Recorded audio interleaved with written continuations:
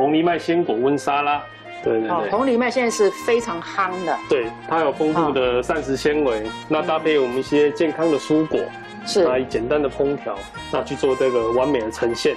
那在不管是夏天还是平常，在家里都是一个很简单的烹调的料理。对，因为现在也很流行温沙拉。好，那红藜要怎么样煮？老师，很像很多人都不知道怎么煮红藜麦耶。建议大家如果做沙拉呢，会使用那个秘鲁产地的这个红藜麦。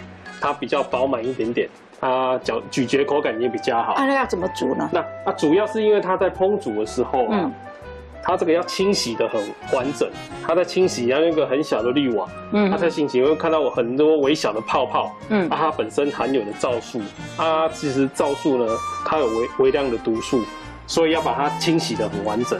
对，那这个做法也很简单，你就1比1。就是水1，对，然后去蒸大概20分钟，出来就可以马上食用。要不要泡水呢？不用泡，就可以洗，然后清洗干净，然后加水去蒸，蒸大概20分钟就可以直接食用了。所以其实一次我们可以煮多一点。对。然后一包一包放冷冻，对，要吃的时候再把它分装包存。对。好。那我们接下来要帮各位示范的就是我们这沙拉的制作过程。首先呢，就先帮我们今天使用的这个生菜切一切。那接下来我们今天要搭配的食材有像绿节瓜。那我们今天因为那配色的关系，还有使用一点的黄节瓜。是。那我们另外搭配的会有台湾盛产的凤梨，然后另外配颜色呢，还有我们的番茄。然后我们使用的这种是小颗的圣女番茄，然后我们也不要把它切成太小块，就1开2对半就好了。那接下来呢，我们就先做简单的一些烹调，就开一个小小的火，它温度不用太高，那避免它破坏我们这些蔬果的营养价值。那我们在锅子里面呢，加上一点少少的油，在表面上看到一点点波浪纹，就代表它有一点油温了。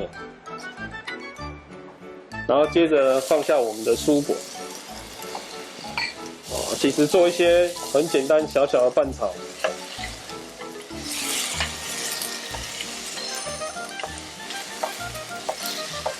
那接下来我们就先把我们先炒过的蔬果先倒起来。好，接下来呢，薛老师要介绍我们的酱料，对不对？对，那我们今天做的是我们那个植物奶，那柠檬芥子酱。那其实它这个使用的是我们的全素的沙拉酱，那以及我们法式的芥子酱，搭配是现在很夯的植物奶。那首先呢，我就把芥子酱先挖1小匙，放在我们的全素沙拉里面。那呢，还有我们那个植物奶搭配的。植物奶是燕麦奶吗？对，它就是燕麦奶，酸甜的口感，我们滴了一些柠檬汁。老师，那这个酱调好之后呢，可不可以多调一点，然后放冰箱？可以，它大概放冰箱，它可以放1个礼拜。那你要用个小瓶子，那把它盖好锁紧。1个礼拜。对啊，你千万不要碰到水。是。对它，那平常你想要，比如说早上吃个简单的沙拉啊，那你就可以来一点。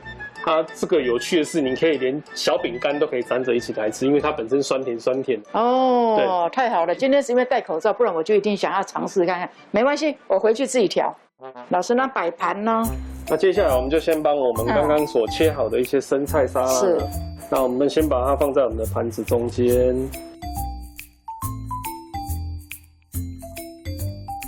那我们接下来就把我们刚刚炒过的一些蔬果那进行盛盘。学习如何把菜弄漂亮，对，它其实是一个很好的美食，那也是个艺术品。那我们去做一些装饰。那我们刚刚先前准备就蒸过的一些红藜麦呢，它一个口感相当好，